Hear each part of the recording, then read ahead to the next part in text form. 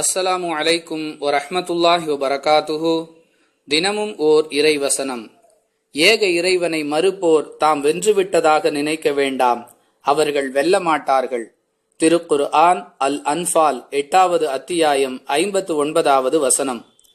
அன்புள்ள சகோதர சகோதரிகளே, இறைவனே இல்லை என்ற கொள்கையுடையவர்களை இஸ்லாம் காஃபிர்கள், அதாவது இறை மறுப்பாளர்கள் என்று கூறுவது போன்று, இறைவன் ஒருவன்தான் என்ற கொள்கையை யார் ஏற்கவில்லையோ அவர்களை ஏக இறைவனை மறுப்போர் என்று அடையாளப்படுத்துகிறது.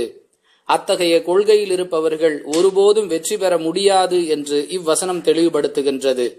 இதன் மூலம் நாம் விளங்க வேண்டிய பாடம் என்னவென்றால், இறைவனை நம்ப வேண்டும் என்று இஸ்லாம் சொல்லவில்லை, மாறாக இறைவன் ஒருவன்தான் என்பதை உறுதியாகவும் தெளிவாகவும் நம்ப வேண்டும் என்று நமக்கு சொல்லுகிறது. அந்த நம்பிக்கைதான் நமக்கு வெற்றியை தேடித்தரும் என்ற உறுதிமொழியையும் இவ்வசனத்தின் மூலமாக இஸ்லாம் வழங்குகின்றது. வாஹிர் தவானா அனில் ஹம்துலில்லாஹி ரப்பில் ஆலமீன். அஸ்ஸலாமு அலைக்கும் வரஹ்மத்துல்லாஹி வபரகாத்துஹு.